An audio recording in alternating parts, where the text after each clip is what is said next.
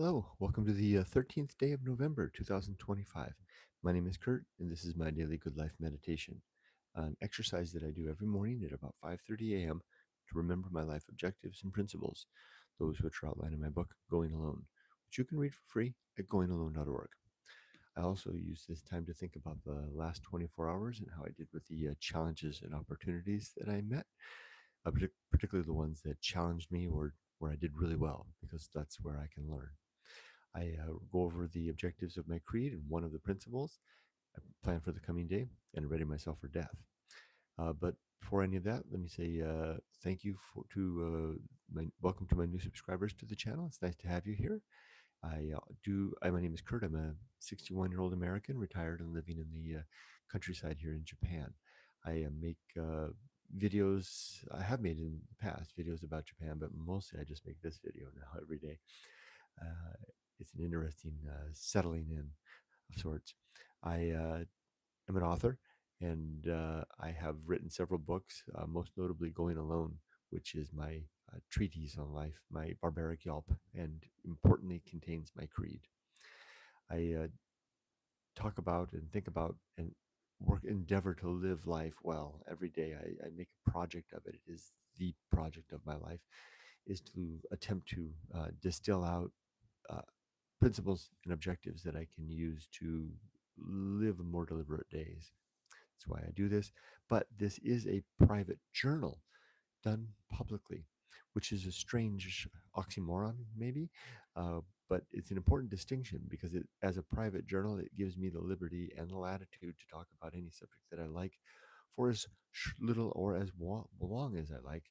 Also, it gives me the uh, opportunity to share with you in a public sense if you're interested in, and I'm also leveraging the fact that some of you might watch to help me to do a better job. With that, disclaimer, I do talk about death reliably every day. So if that's a squeamish subject for you, be prepared or maybe to turn away. You can leave comments and criticisms as you see fit, and I will read and respond to those at the end. And finally, um, huge thank you to my YouTube members and my Patreon supporters for your support. I really do appreciate it. All right, let's jump into it. I do keep notes, keep a notebook to keep notes every day. I've gone over my disclaimer part. The last 24 hours, this is a first in a long time. I can't remember the last time that this is the case, but I have nothing to note. It literally says nothing to note. Yesterday was a pretty straightforward day. It was a good, useful day. I had my usual pocket change worry, pocket change anxiety, however you want to call it. But I didn't, I felt I handled it very well. And it's almost becoming the pocket change worry is almost now that I'm dealing with two big things in my life right now. Oh, by the way, I don't work. I got this house. I live here. I'm struggling a little bit with the freedom that I've got. I'm also struggling with some big issues. One of them is what I call the situation, which is something that's happening in the United States where I'm from that might require me to go back to the United States. So I manage that. I don't provide any details other than that because it's not my situation to share. The second thing is something that I call Project 2026, a horribly titled project, but there it is. There's no politics involved in my project 2026. It is simply a financial bridge to get me to full retirement next year. Um, and I did a little bit of I did a little bit of bad planning. I didn't see things clearly when I was planning my retirement to Japan, and I have to overcome a couple of hurdles that I saw along the way. And I'm happy to share what that hurdle was. Namely, it was my lack of foresight in the fact that the government in the United States takes 20% of my 401k distributions off the top, which um, meant that the budgeted that amount that I wanted to get me to the middle of 2026 wasn't going to be enough. So that's my second project that I'm working on. So I have the American situation and Project 2026, both of which are active things that I'm working on a daily basis, both of which are pretty stressful um, in a relative sense. They're nowhere near the type of stress that I once had when I was a working man, but they are stressful insofar as because I'm the kind of person that takes these things really seriously. And when it's kind of like when something doesn't go wrong with one of my big important plans, like this move in retirement to Japan. It's kind of like someone pulling the fire handle in a submarine, right? And I've got the alarm blaring, right? And I want the alarm blaring because it's important, but at the same time, the alarm blaring all the time can be a little bit um, frustrating. But I'm twisting this in several different ways. One, I've come up with plans to address both the situation and Project 2026. I am executing those plans on a daily basis. I also am utilizing the fact that these big worries have boiled down to what I call pocket change worry, which is the bite sized worry that comes of life in the normal sense, not the type of stuff that necessarily cause panic attacks and anxiety in the middle of the night, although it does wake me up at night, but more the type of thing that's just gnawing in the back of my mind. And I have gotten to the point, so what I was trying to say was I'm leveraging the fact of these pocket change worry, of these issues that have devolved into pocket change worry, because I'm handling them in a pretty well, um, into more of a stoic endeavor, into a more Hey, it's right on spot on. It's 2 o'clock per my retired guy clock, and it chimed 2 times. Good job, clock. So because of that, I'm utilizing these pocket change worries as throughout the day stoic endeavors to manage my own worry and anxiety and stress, and it's working really well. Th- this doesn't mean that the anxieties go away; it just means that I'm managing them well. It's I'm able to function well and enjoy my days and go through my life. And this is a very worthwhile thing. I'm really making lemonade out of lemons in this case, even though I still have the lemons too. So much so that, and I've been bringing it up every day for the last week or so, that I've had this pocket change anxiety that, yeah, I didn't even think it was worth noting this morning. Although it's still there, I think I've got it pretty well in hand. So that's worth noting. But don't worry, I have a little more I want to share in just a moment. I've got a goodie to share when I get to the end. As for my creed, again, you can read about my creed in Going Alone in the chapter titled The Good Life. This is a Jim Jam Bird's book copy, which I think I finally finished Jim Jam Bird's illustrating yesterday. It's now this effort is complete. I'm now ready to send this to you. It took me a month and a half, 2 months to do. I think it took me about that much time to do Evelyn's book too. So Evelyn's got a signed and illustrated copy. There's probably out there in the world, there's probably 3 dozen copies like this, hardbound copies that have been signed and when I say illustrate, I go through and I have a nice little set of pens, a pen and these colored Koopy crayons that I use that I love. They're really nice Japan crayons, and I simply go through and I draw pictures and color them in throughout the book, and truly illustrating, bringing it to life. So your Jim Jam Bird, your book is finished, and I'm holding it up because this is the book that I've been referring to for several months now, using your book, kind of maybe wearing it out a little bit, opening it and closing it every day, using it as my active daily reader. But I'll be having that in the mail to you today, in fact. So I'll be getting to that in a second. So now that I'm done, my creed consists of 8 objectives and 35 principles. I make it a point every day to refer to the 8 objectives to whatever level of detail I want. And it's been a long time since I've gone into great detail. Mostly I just name them. Today I'll just do the same, but I will, let me light another candle. I will go into detail about objective number uh, 5, the development and maintenance, no, so the performance of good actions relative to my creed. So, objective number 1 is to be always ready to die, to have my affairs in order, my relationships sound, and my life's work complete. And they are. Well, I mean, you could say, wait, you've got this Project 2026 situation. Well, that's true. But in fact, and this is a good thing, I'm really glad this is really what it's good about talking about this out loud. If I wasn't talking out loud to you, I wouldn't feel a need to explain some points and I would take them for granted. Here's a point I just realized. Project 2026 is a financial plan, okay?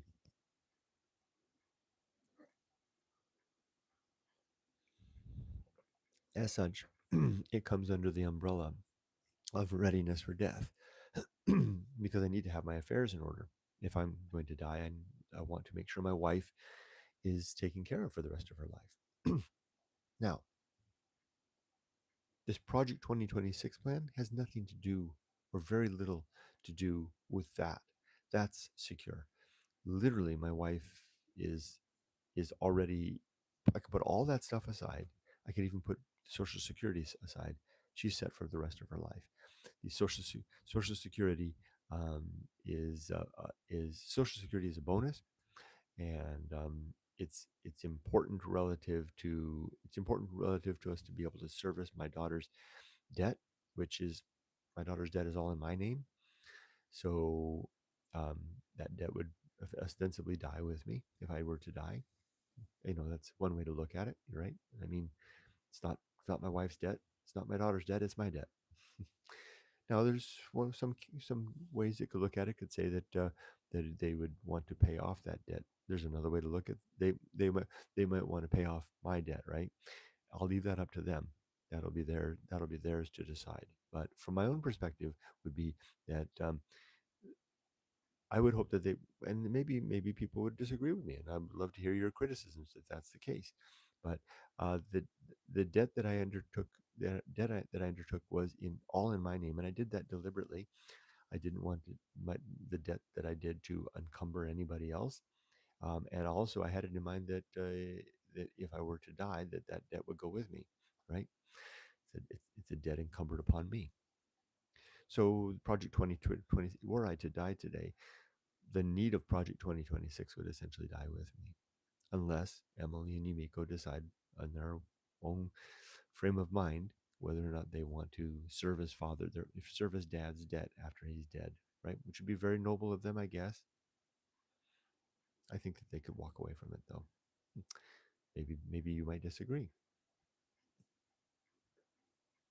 I would be interested to hear your opinion, and you might sway me because I'm interested in living a moral life. Hmm. I've uncovered inadvertently something interesting here. All right, so there's that.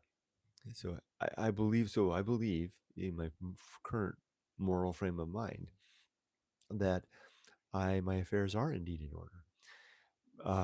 Now, were my daughter and my wife to decide that yeah, we want to go ahead and if I died tonight, which I think you're going to hear me say more often, you'll hear why in just a minute. If I were to die tonight, and my wife and daughter decide, well, dad died with, you know, debt. And that debt is the debt that I took on, that I onboarded to service to pay my daughter's college, or some portion of her college. If they decide, you know what, the moral thing to do is to continue to pay that debt, well, they certainly can. And I have all that set up. The apparatus of Project 2026 is all set up, and Yumiko knows what that apparatus is. So they could simply choose to onboard Project 2026 onto their own shoulders, and they could carry on doing it. And that's certainly doable. So it would be up to them. But from my current frame of mind, well, I guess then I've covered it. I've covered my bases in both cases, right?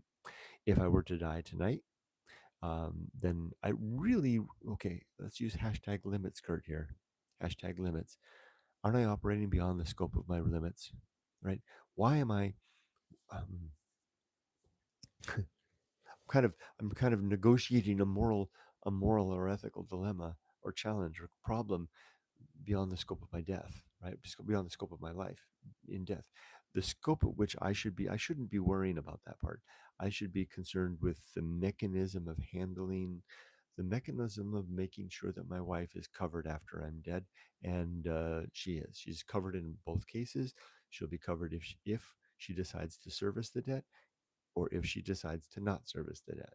She's covered in both cases. So I leave it there. Hashtag true limits. I can't reach beyond the the frontier of my life to have much sway on that. And Yumiko and Emily are both fully capable of resolving that moral dilemma on their own without necessary input from me. I don't have to talk to them about it. I do need to make sure that they're aware. They're aware. I would probably like to share, and I probably will next time Emily's down. Maybe the two of them are together. Share with them my opinion that were I to die, that I feel it's all right for them to walk away from Dad's debt, and move on, because that's part of what the as part of what the dating agency that secured the debt with me was taking on board when they chose their interest rate, right? Was the risk relative to, what are the risks relative to get to lending this guy that money, right? Well, the guy's dead. Okay, that was part of the risk, right? Again, people might disagree with me. I mean, I'm very interested to hear what others might have to say to that matter. So let me state the ethical dilemma clearly. The ethical dilemma is this: is it the responsibility of a family to service the debt secured by one of the family members in that family member's name after they died? I'm talking about personal debt, unsecured debt. Now, if it was debt that was tied to, for example, an asset like a house, well, then don't worry about it. The bank is going to be sure to try to come after that, claw that money back.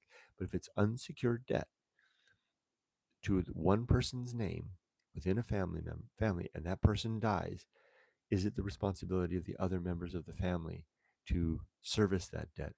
Or, as I believe, the risk of the debt was the risk of the debt was was factored into the interest rate and the terms of the debt with that person, right? The bank, when they offered that person the debt, they were having that business with that one person, and they factored in all the factors relative to that. The actuarial tables knew about their age, their income, their some other factors, and they said, okay, we're going to lend you this money, and here's the interest rate because we were taking on some risk. This is an unsecured debt. One factor of that risk, there was the other family members were not collateral in that risk. Now, it might be, you might think that it's an ethical responsibility of the family member to service that debt. And I probably feel that way too. And probably if I was in the other shoes, like if Yumiko died, so this is going to sound strange. If Yumiko died and she had some debt that was outstanding, I probably would feel more comfortable if I went ahead and tried to service that debt. But I'm okay if my family decides not to service my debt after I'm dead. I'm okay from an ethical perspective on that. I wouldn't want to live that way myself. This is where it gets really interesting, doesn't it? Because I personally wouldn't want to do that myself, but I'm okay with others doing that. I don't think it's unethical for them if they choose to not do that. But I'm not going to speak to them about that. I'm going to, from that, I'm just simply going to say that, hey, maybe I'll tell my daughter, I say, hey, if I die, I'm taking some debt with me. Don't worry about it. Because they're not going to come after Emily. They're not going to come after my wife. They're not going to come after my house. The only thing they could come after was me, and I'm gone. So be the terms of the debt. Interesting consideration. Wow, that I find myself straddling two sides of a fence there, right? On the one hand, I'm willing to let the debt go. On the other hand, I wouldn't do it. I would service the debt if it was me. It's a funny thing to say that. I wonder if I would say that to my daughter too. So, okay, if I die, I'm taking my debt with me. It's not in your name. It's not in mom's name. It's not in the house's name. I'm taking it with me. But if I were you, I would pay it. I don't know if I would say that last part. Let Emily work it out on her own. Very interesting. Wow, what an interesting moral dilemma. What if I was to introduce those more often in these videos, moral dilemmas to go over, and then people could leave their comments and opinions. So I've covered number one, to be always ready to die, having affairs, relationships, and life's work in order. Number two is to make good and effective use of my time so that I don't waste my life and days. Number three is to develop and maintain good and sound life principles relative to my values. Number four is to cultivate good emotional reactions so I respond well to challenging situations. And number five, and this is the one I'm going to read, is to um, is to perform good actions relative to my creed. Excuse me. And that's on page 250 of the hardbound copy of Going Alone. Perform good actions. My deeds should be worthy of a life spent working to pass each day as an improvement, not only for myself and my family, but also for those with whom we share life now. as well as those in the future who will receive this common inheritance.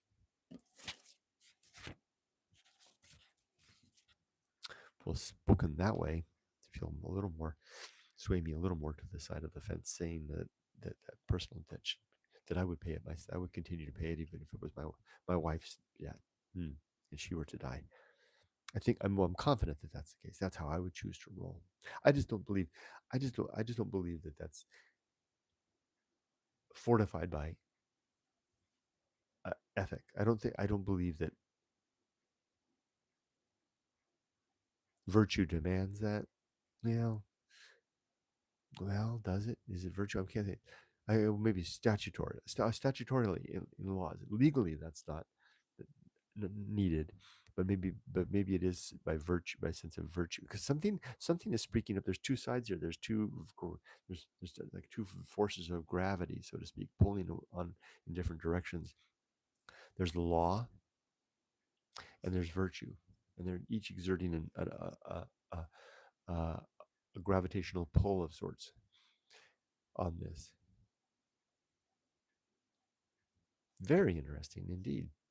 The number six objective is to recognize my true limits and true opportunities. Number seven is to do just one thing at a time and do that thing slowly, carefully, and deliberately. And number eight is to maintain my balance.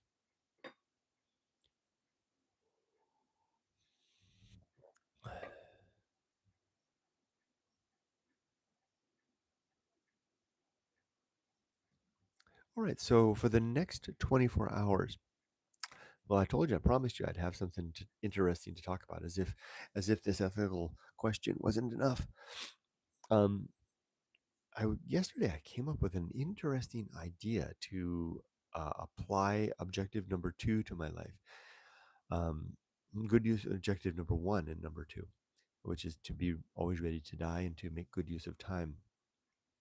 Because I do feel that I'm, I don't feel necessarily, I think that I'm not making the best use of my days. And what's more is that I'm still operating from a perspective of someone who has the best years of my life ahead of me, which I don't believe are the case. Yeah, I might have the best years of my life ahead of me in terms of the enjoyment of life and the fulfillment of life, but I don't believe the best years of my life in terms of my mind and body. I thought those are past. I think that I burned up most of my potential. I I, I, I converted potential energy into kinetic energy during my 3 decades between from 40 to 60. And culminating in this book. Yeah, this was my barbaric y'all. This was my everything. This was the consequence of my life. I spent I spent all my adult life and 30 hard years of living to produce this. Um, that mind and that body are. I'm like a I'm like a I'm like a baseball player that has, played enough seasons to know that, I can still pitch a ball, but my best years are done. So one of the things I find myself doing day to day is asking myself about the good use of time relative to the practice of the big picture, thinking that I'm going to do something big in life, like the vision that I had in my 20s and my 30s, that I had a lot of time ahead of me. I'm going to do something big, and I'm spinning up to it, and I've got time, and put off something today, but there's always tomorrow. And I'm fortunate that I did do that. I had 5 great life adventures with my wife. I wrote Going Alone. I had a lot of experiences. I had a YouTube channel with a modicum of success, and all of that stuff is pretty much behind me. What rests ahead of me is pretty much maybe a decade and a half of decline, and that's all right. I'm okay with that. I know that my best time is behind me. So I keep waking up every day, treating the day like I treated the days when I was 30, treating the days like I still had another decade or three ahead of me, and I don't. And last night I was thinking, is there a different way that I could view the day that would cause me to change my perspective from this long-term vision to more very short-term vision, like a 24-hour vision? And I think I stumbled upon one, and today's the day I'm going to test it out. I'm going to leverage objective number one, which is to be always ready to die, to into a daily plan of imagining that I'm going to, when I lay my head down to bed tonight, which I do every night at about 9:30 or about 9 or 9:30 in the evening. When I lay my head down and I always fall fast asleep. That's going to be the end. Tonight I will die in my sleep. That's the kind of the mantra. Tonight I will die in my sleep. Now, in fact, that's worth writing down.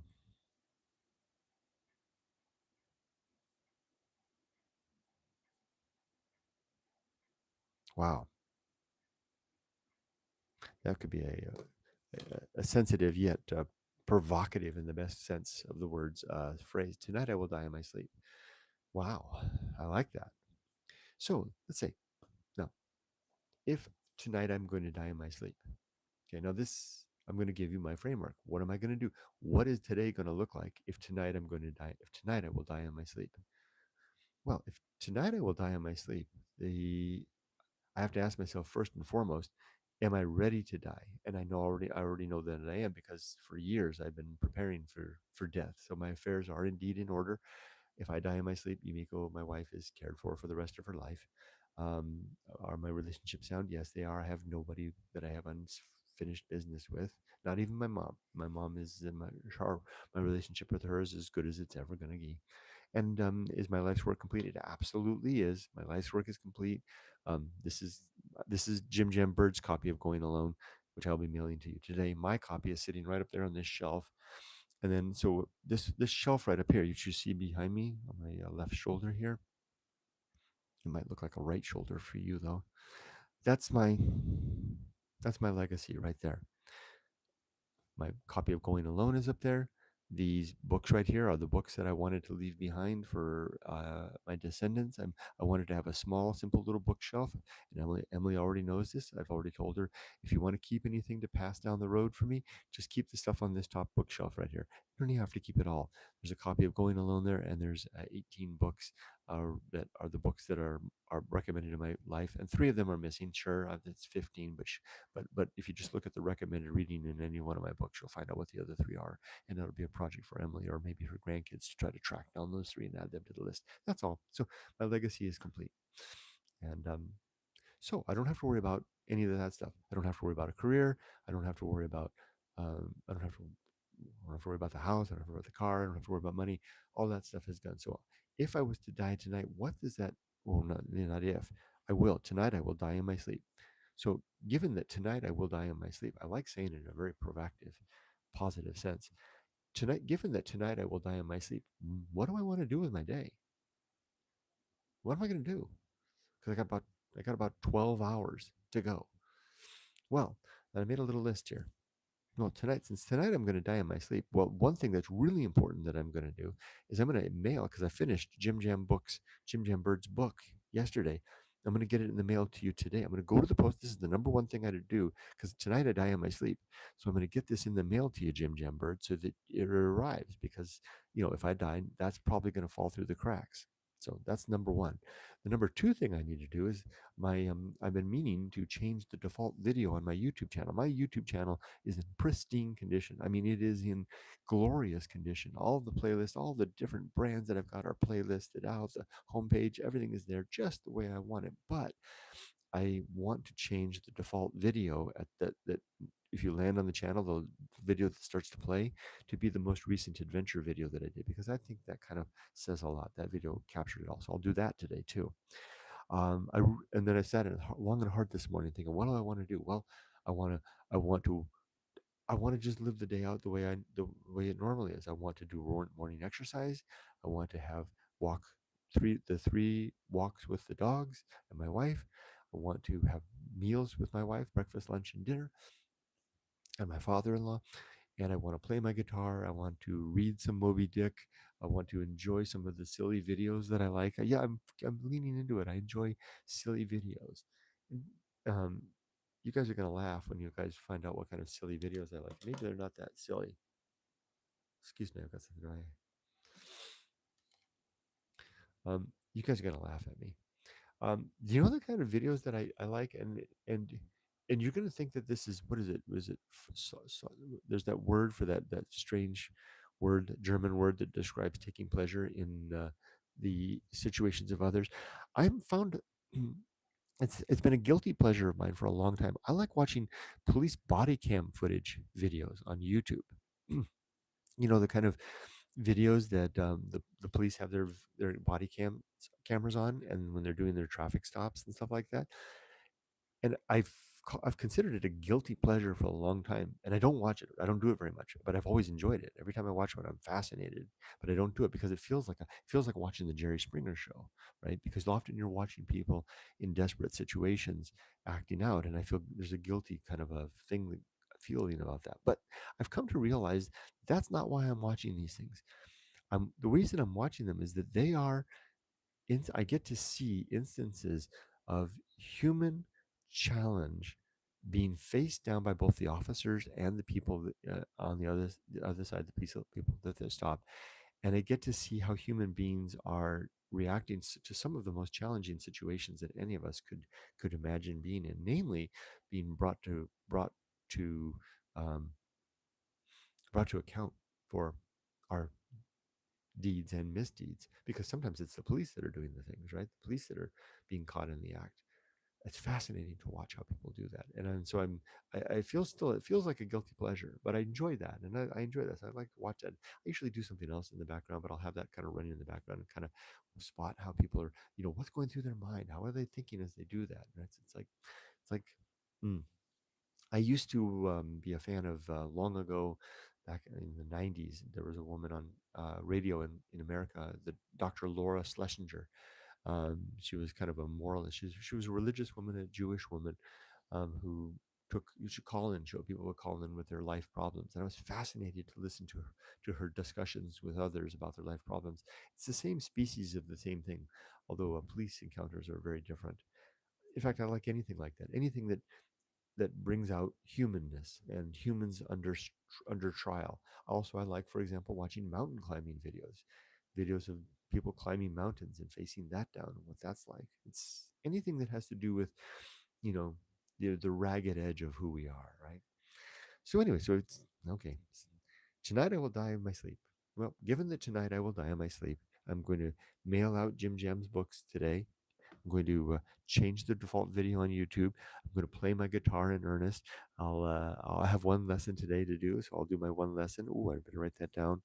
One lesson, and I will enjoy the rest of the day with my wife, with our usual routine of dog walks, uh, meals with Dad.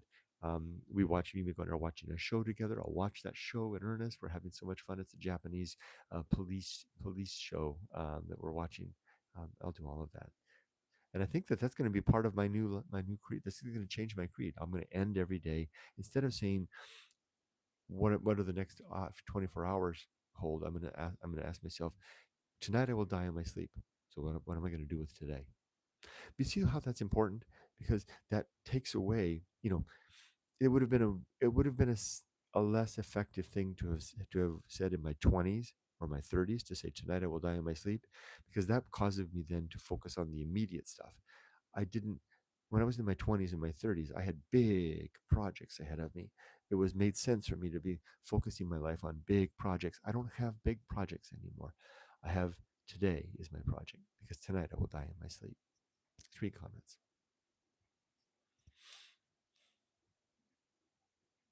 Hello, Ray. Good morning to you. Oh, by the way, it's a little dark to see. It looks like it's 10 degrees and about 80% humidity here.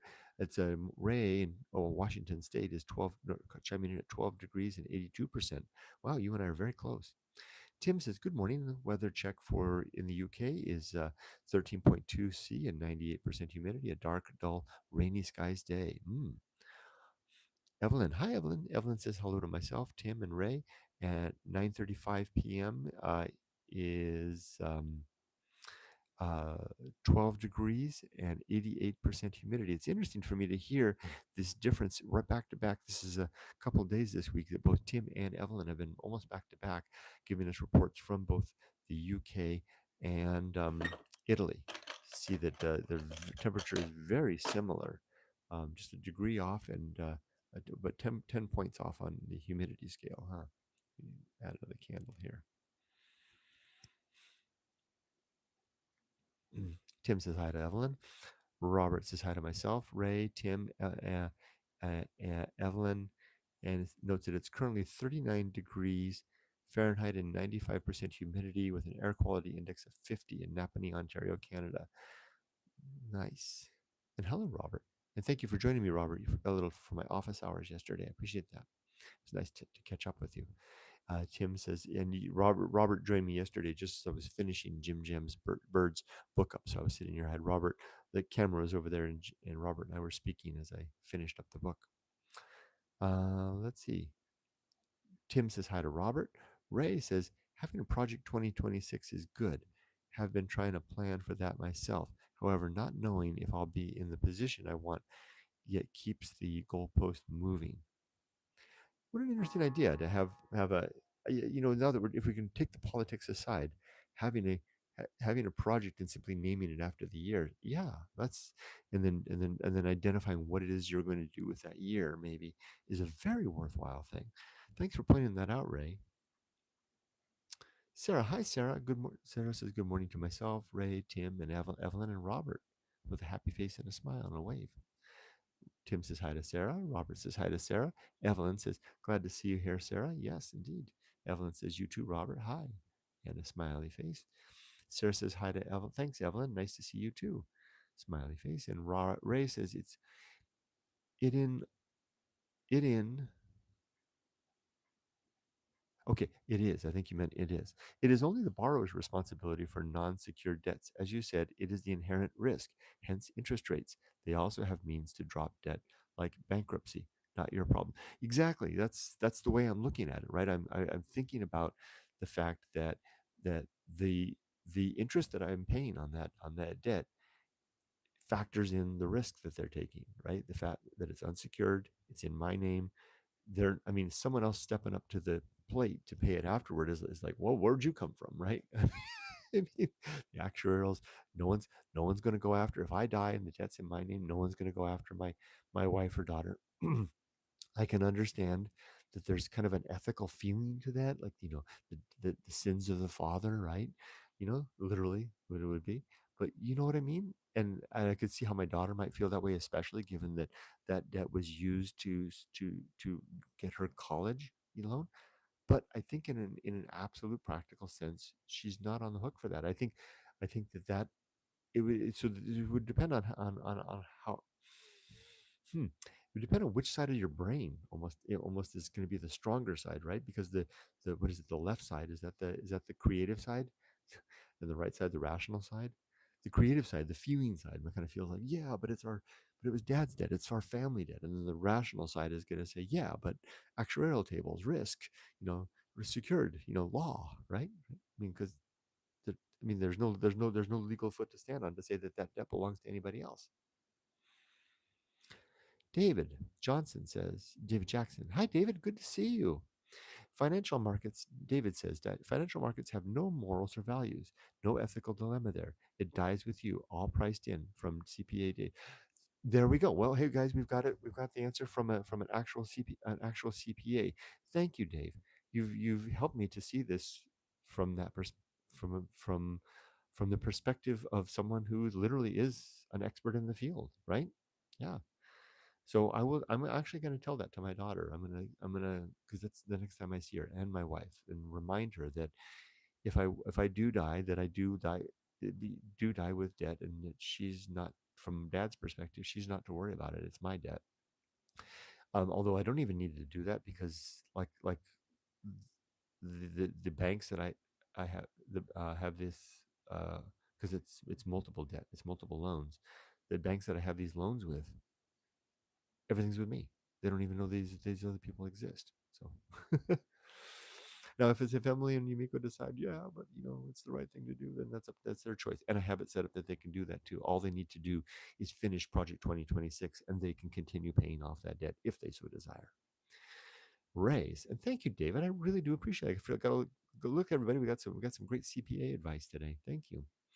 Ray says, of course, debt in the US versus debt in Japan is different custom wise, not ethics. Yeah, that's true. It is. And all this debt, though, is US debt undertaken with a US citizen. So it all is. You're right. If it was in Japan, I don't know what the Japanese laws are, but fortunately, it has nothing to do with Japan, this debt. 732 Davin. Hello, 732 Davin. I think you've been here before. If so, it's good to see you again. Interesting how the state is quick to take inheritance tax from any profit. It shows no concern for outstanding unsecured debt. Hmm, that's interesting. Yeah. Tim says, I don't feel it would be fair to pass on your personal debt to another member of your family, husband or wife or sibling. Inherited sin. What is it? The sins. What is it? What is it? Original sin, right? Yeah. No, I agree. I agree. That's put that way. Put that way, Tim. I would have to say that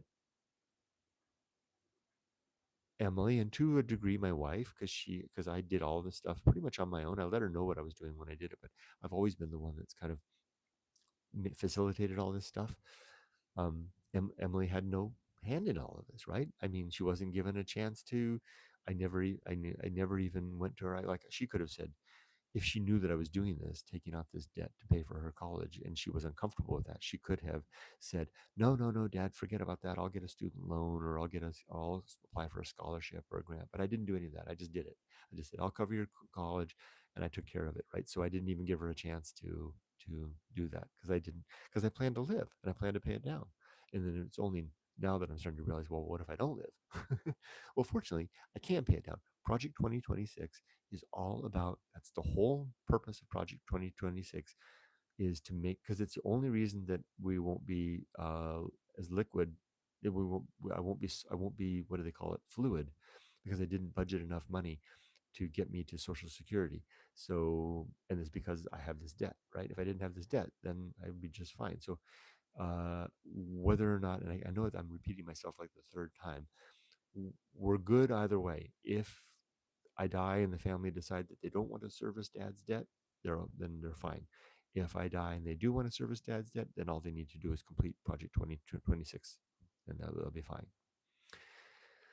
Evelyn says, what would Dr. Johnson say about the debt dilemma? Ooh, well, that's interesting. Now, I think, now I'm going to take a stab at this. Dr. Johnson, being a very religious man, very much of the Church of England, would probably rely on his religious beliefs.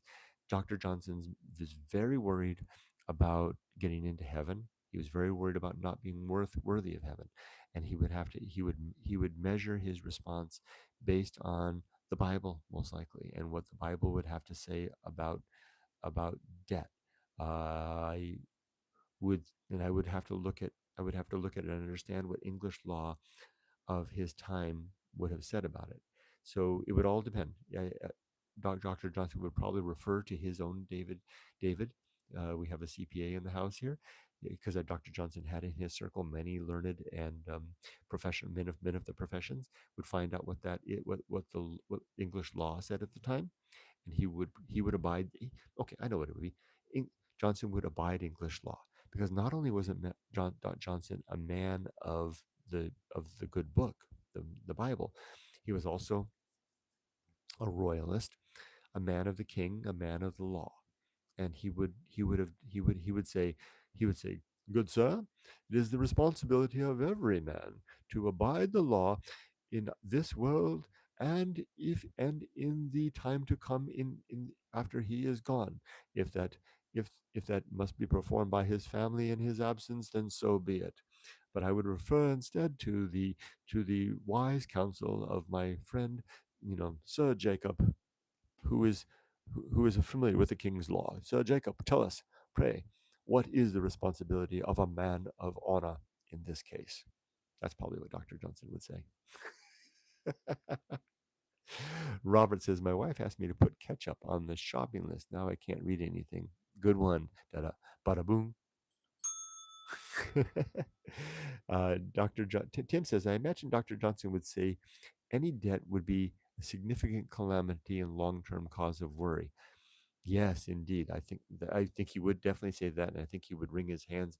He was certainly a man that he was, although he did get his pension in the end, his king's pension in the end. And isn't that I would love to sit down with you sometime, Tim, and have over a pint and talk about uh, the circumstance of Dr. Johnson's pension, being a man who wrote before he got his own pension about he had harsh words from men who took pensions, but he ended up taking one in the end. But I agree completely. And but a man who definitely suffered financially through most of his life, even though his pension was meager. He still, it'd be interesting to wonder. Tim says, I guess passing on that debt also passes on that calamity and worry. Yeah, so it would. Yeah. Evelyn says, smiling at Tim. Oh, Ray says, right or wrong, I've come to feel like debt is only the responsibility of the ones that agreed to the terms. The lender knows there are risks and chooses to still lend. Exactly, Ray. That's right. That's exactly right. Um, and David can back us up, but the lenders take all that into consideration. That's why they ask when you sign up for the loan, are you going to be on this loan as well? Or is it going to is someone else going to be on the loan with you? Because if someone else joins you on the loan, then they're on the hook as well, and the lenders can adjust interest rates, terms, expectations accordingly, right? Yeah, it really is. It really does come down to the contract, but how you might feel about it, because might be a different thing altogether. Maybe one needs to assuage their own sense of responsibility. Okay, for example, I will give you. I'm going to give you a case in point. Okay, fresh out of college in 1989, I think it was, I got a credit card in the mail, and I got it. Stupid me, and I ran it up, and I ran it up, and I went to Japan, and I left it behind and forgot about it. That caught up with me. A couple of years later, the debt collector caught up with me, and I owed about $8,000, I think it was, somehow, because it had grown through interest and stuff. Because I'd walked away from the debt, I'd forgot about it. Actually, it was stupid me. Now, wasn't dealing with the lender anymore. I was dealing with the debt collector that had tracked me down, who had bought that debt pennies on the dollar. And I knew that. I looked into it, and I discovered, this is before the internet, but I was able to figure this out. But legally, I could probably make a settlement with the lender, with the debt collector. I could say, okay, well, how's about this? I'll come up with $6,000 and pay it off, right? You have to eat the 2,000. They probably would have gone for that, right? But me, I decided, and I stand by this decision. I decided by this, I had this moment like, oh yeah, there was that credit card that I walked away from. Because I knew it was there, but then in short order, I forgot about it. And I was like, I felt really guilty about it. And I said to myself, well, okay, I'm dealing with a debt collector now here. I'm not dealing with the original lender. I decided I'm going to pay it off in full. And I made an arrangement with the debt collector to make monthly payments. And I paid the whole damn $8,328 or whatever it was off in full. Not because I couldn't have negotiated it down. I could have, but because I felt like that deal was on me, and I wanted to assuage myself of the guilt and the responsibility by paying someone the full amount due. So there's that little part of me that just, I couldn't, and I felt better the rest of my life after I paid that off. I have felt better the rest of my life as a result. Versus if I hadn't paid it off, I would have had a little gnawing little sense of guilt in me, riding me all along. So now if Emily winds up feeling that way about my debt, and she wants to pay it off in full and just do the thingy, with the Project 2026, then so be it. Uh, David says young people in Japan and the USA should default on the government debt. The current generation, assuming the next generation would pay, is immoral. Whoa, whoa, whoa! That's a big one. And I will say, I'm it kind of this kind of touches a little bit of politics and such as that, and I usually steer clear of that. But I'm gonna jump, dip my toe in the water, and say I agree with you, David. Um, I'm I was watching yesterday a show about Social Security in China, And it was interesting because it was describing how there's this inverted pyramid. Remember during the period of the one child, what was it, a couple of decades of the one child policy, where we had this inverted this pyramid thing where there were four grandparents and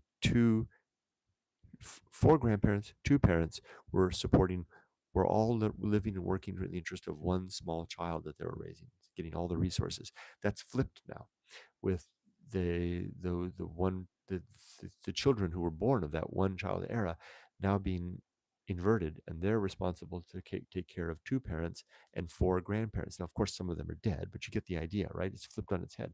And there's this thing going on in China where the young people are like, we can't do this, and they're like it's a little bit different than what David was saying, but it was the same type of thing. It's like you've created a situation, the generation ahead of us created a situation that is unsustainable by us, right? I mean, they didn't have enough kids to support themselves in their old age by having enough people left behind to support the social security mechanism. And the young people in China are like, whatever we put in, I can put in my 200, let's translate it into dollars. Let's put in my equivalent of $200 a month into this social security system and but no one's going to, it's into a system that's broken, that's not going to sustain.